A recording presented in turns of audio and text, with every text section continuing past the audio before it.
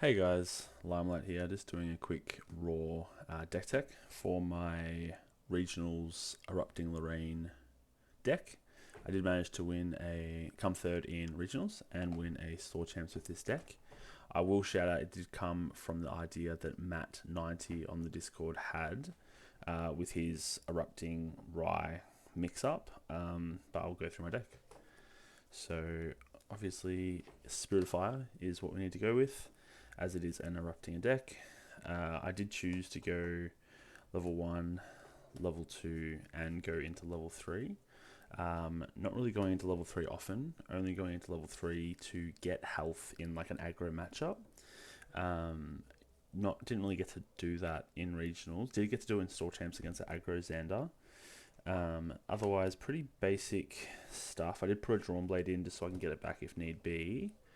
But then we've got our general erupting cards like Channeling Stone, Orb of Empowerment, Grand Crusader's Ring, Bulb of Abundance, Orb of Regret, and the mix up in the main material deck is the Orb of Choking Fumes. Was really good for me yesterday in regionals, versed a few Ryes where they did hold 3 cards up for a spell shield, and I was able to materialize Orb of Choking Fumes to force them to pop it early, so they couldn't really stop my full combo. So, very good card that I added in. Then moving over to the actual main deck, as you know, obviously it is a erupting build, so we're running 4 Ember Songs to start our harmonization. We're running 4 Erupting Rhapsodies to send fire from the drop to banishment and gain levels and also deal damage. But what I also like about being Lorraine is the fact that I can also run Fire Momentum. So Fire Momentum is a 3 cost that deals 2 damage plus fire in your graveyard.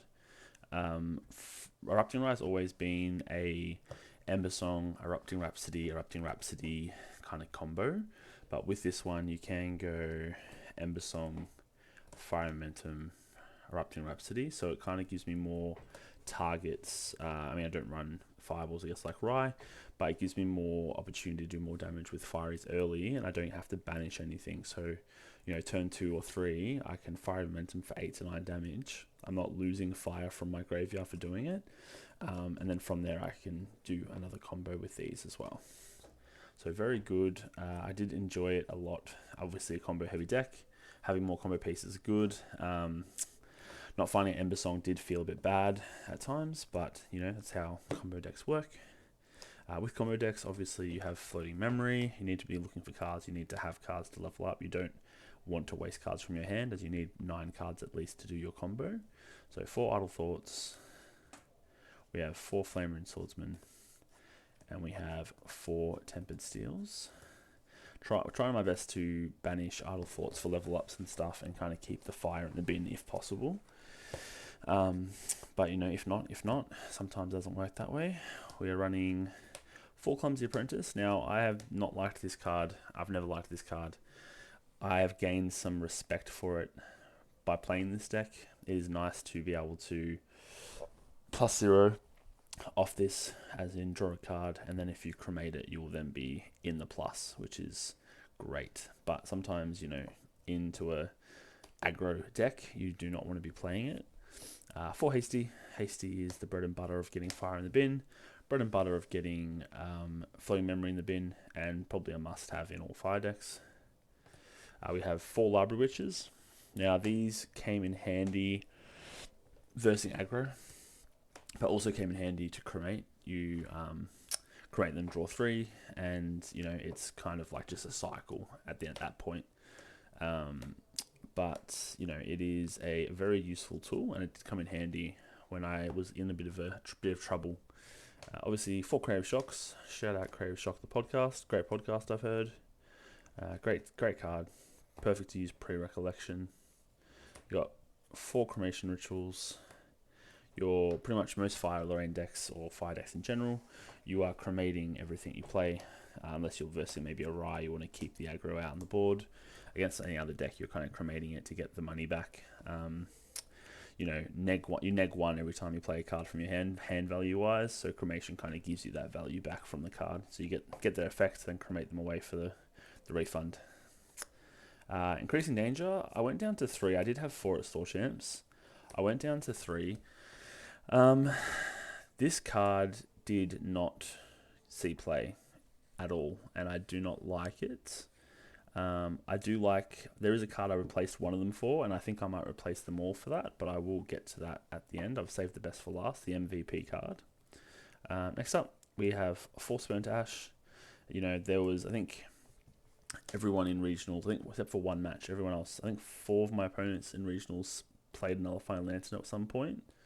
And yeah, if I wasn't running 4, obviously it would have been a rough time. So being able to find a spurn their Nullifying Lantern to then finish them off the following turn is very good.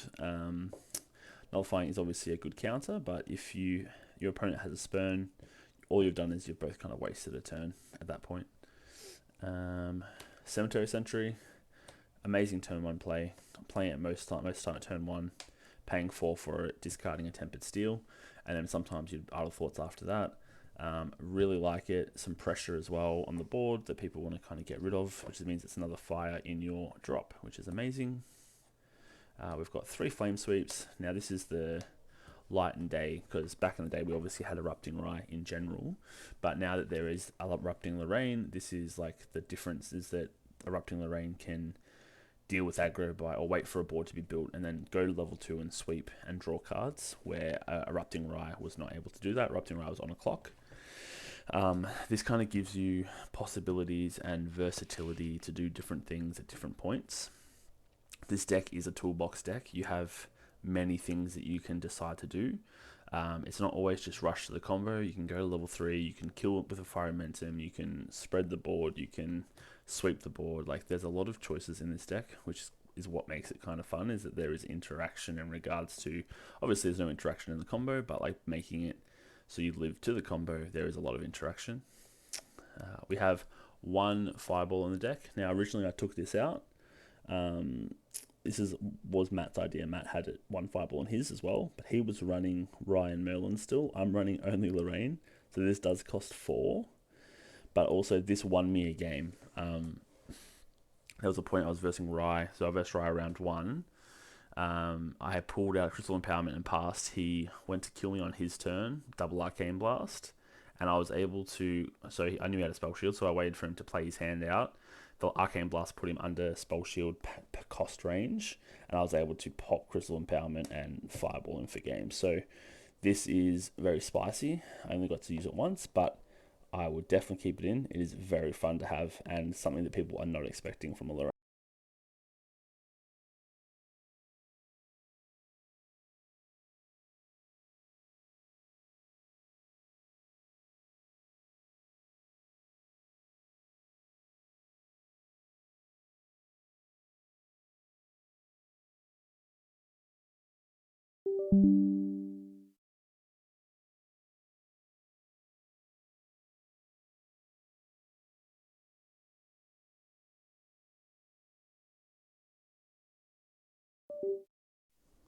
Okay, that my headset cut out. Sorry, I'm not going to actually cut this, but just going to leave it as is. In regards to my final card, this card was the MVP for my whole deck. It did something pretty much in every matchup. People didn't respect it. People lost because they didn't respect it. People who did respect it had to deal with it and blow stuff they didn't want to. I only put it in because it's pretty as well. It's not. I still don't think it's like top tier, but it's very fun to have. But I'm also thinking of putting this in instead of increasing dangers, even though it doesn't do the same job. It is a threat and pressure that is necessary in the deck, and that is a 1 Blitz Mage. Now I saw a foil Blitz Mage. I saw this most games. I played it into Rye. I versed Wind Rye. Wind Rye couldn't deal with it. Fire Eyes, I invested in Fire Eyes. Investing a Fire Lorraine. Fire Lorraine didn't want to break their sword, so they took 9 damage from this.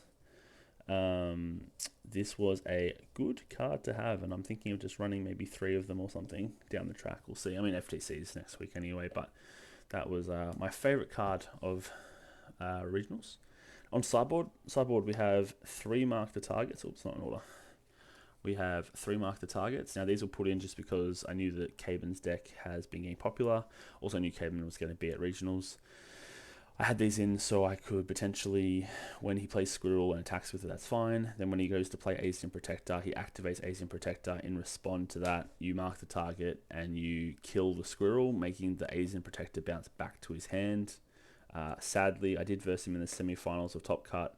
I did not see these, and I did lose to Caben in Top Cut in the semi-finals. Is what it is. We've got 4 Deflecting Edges. They're coming in against aggro. They help a lot in regards to kind of living and surviving off, waiting for your combo. And because you have a sword out with Lorraine, it's free, which is great. And then an extra fireball if we're feeling greedy and generous. Didn't get to side that in, but everything else was sided in at some point. But yeah, thanks for watching, guys. Just a quick raw video for you guys to see a deck tech and how it works. Thank you very much. See you later.